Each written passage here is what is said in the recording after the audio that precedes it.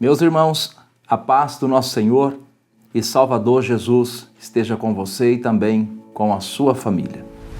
Eu tenho visto muitos pregadores divulgarem vídeos nas redes sociais falando sobre um possível avivamento, um grande avivamento que estaria para chegar à nação brasileira.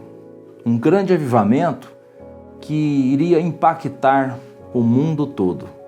A gente escuta, analisa, compara com os textos bíblicos e chega a algumas conclusões. Bem, eu gostaria de ser bastante otimista quanto a isso. Eu gostaria de ter, sim, essa expectativa de um poderoso avivamento. Todavia, eu preciso me conter aos textos bíblicos. Eu preciso analisar aquilo que Jesus e os seus apóstolos falaram na palavra de Deus. Quando o Senhor Jesus foi interrogado pelos seus discípulos, no capítulo 24 do Evangelho de Mateus, a partir do versículo 3, quando os seus discípulos perguntaram a Jesus quais sinais haveriam de acontecer quando o final dos tempos estiver chegando, Jesus, ele vai responder e ele vai dizer vários sinais que aconteceriam nos últimos tempos. E eu confesso aos irmãos e aos amigos que, analisando aquilo que Jesus falou, analisando também aquilo que os apóstolos ensinaram nas cartas, eu não tenho certeza de que um poderoso avivamento está prestes a chegar nestes últimos tempos da igreja na face da terra. Veja, embora nós tenhamos textos na Bíblia que falam sim de um grande avivamento para os últimos tempos, Nós temos, por exemplo, no livro do profeta Joel, no capítulo 2, versículo 28, e estes textos, por vezes, são usados para justificar esta expectativa de um grande avivamento, Joel 2, 28 diz: "E há de ser que depois derramarei do meu espírito sobre toda a carne, vossos filhos e vossas filhas profetizarão, e os vossos velhos terão sonhos, e os vossos jovens terão visões." Muitos se usam destes textos para respaldar esta expectativa de um grande avivamento. Mas eles desconsideram que esta promessa do derramar do Espírito não é algo restrito ao período que nós estamos vivendo. Não. Esta promessa do derramar do Espírito, ela vai acontecer já no tempo da igreja primitiva, há 2000 anos atrás, quando o apóstolo São Pedro está pregando lá no dia de Pentecostes, no capítulo 2, versículo 16 e versículo 17 de Atos, ele deixou bem claro que já naquele dia, há 2000 anos atrás, estava se cumprindo esta promessa do derramar do Espírito. E daquele período para cá, o Espírito Santo vem se derramando sobre os corações, sobre as vidas de homens e mulheres que verdadeiramente aceitam a Jesus como seu Senhor e Salvador e estão dispostos a servi-lo. Mas isto não significa propriamente que haverá um grande avivamento nos últimos tempos, que haverá um grande avivamento para o Brasil, por exemplo, nos últimos tempos. Isso não significa. Até porque quando nós pegamos Mateus 24, quando os discípulos perguntam para Jesus no versículo 3, qual sinal haverá nos últimos tempos, as mensagens, as previsões, as profecias de Jesus Cristo, nosso Senhor, não são as mais animadoras. Veja, Jesus fala no versículo 10 do capítulo 24 de Mateus que os homens iriam trair uns aos outros. E aqui, Jesus não está falando dos ímpios, porque entre os ímpios sempre existiu traição. Aqui Jesus está falando de homens de dentro da igreja, do meio da igreja.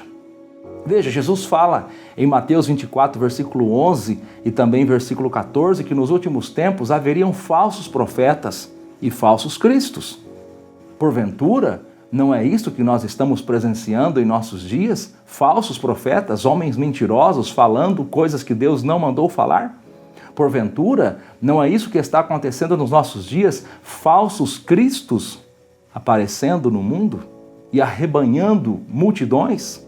Jesus fala em Mateus capítulo 24, versículo 12, que os últimos tempos seriam marcados pelo esfriamento do amor e a multiplicação da iniquidade. Isso te parece ser sinais de um grande avivamento?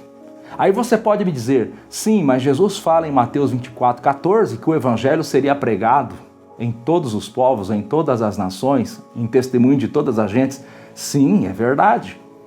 Mas uma coisa é ser o evangelho pregado, outra coisa é as almas se converterem. Lembre-se que em Mateus 24, 37, Jesus vai dizer que os últimos tempos seriam como os dias de Noé. Nos dias de Noé também houve pregação, mas não houve conversão. Nos dias de Noé, os homens eram maus, os seus pensamentos eram maus continuamente. Os homens eram blasfemadores, zombadores. E Noé apenas conseguiu entrar na arca com a sua família. Veja, os sinais que Jesus diz em Mateus 24 não são os sinais de um grande avivamento. São sinais de tempos difíceis, de tempos tenebrosos. Em Mateus 24, versículo 26, Jesus vai dizer que haveriam nos últimos tempos homens que iriam dizer que Jesus estava no deserto e que Jesus estava na casa, ou seja, homens queriam anunciar uma falsa presença de Jesus. Uma falsa presença de Jesus na casa. Quantas e quantas denominações, quantos e quantos ministérios estão aí se utilizando de técnicas de marketing para propagar uma falsa presença de Jesus no meio deles. E estão arrebanhando multidões. Mas veja, toda manifestação espiritual precisa ter o respaldo bíblico. Se uma manifestação espiritual não tem o respaldo bíblico, se a palavra de Deus não é honrada, duvide desta manifestação. Duvide desta manifestação. Então, eu tenho bastante dificuldade para entender que haverá um grande avivamento nos nossos dias. Basta você olhar a liderança da igreja. Líderes ficando ricos, milionários. Os homens que conduzem o rebanho estão pecando em coisas primárias, como, por exemplo, o amor ao dinheiro, o amor às riquezas. O apóstolo Paulo, ele vai dizer na sua primeira carta a Timóteo, no capítulo de número 4, a partir do versículo 1, que os últimos dias seriam marcados por tempos difíceis de apostasia da fé. Veja, cadê um avivamento nas profecias de Jesus? Cadê o avivamento nas profecias de Paulo? Paulo diz que os últimos dias seriam marcados por apostasia da fé, por manifestação de espíritos enganadores e doutrinas de demônio. 1 Timóteo capítulo 4, versículo 1. Em 2 Timóteo, no capítulo de número 3, Paulo também vai falar que nos últimos dias seriam dias de tempos trabalhosos, homens amantes de si mesmos, avarentos, presunçosos, blasfemos, desobedientes, a pais e mães, ingratos e profanos, sem afeto natural. E aí você vê os profetas da atualidade dizendo que nós vamos receber um grande avivamento, que a nação brasileira será salva por um grande avivamento.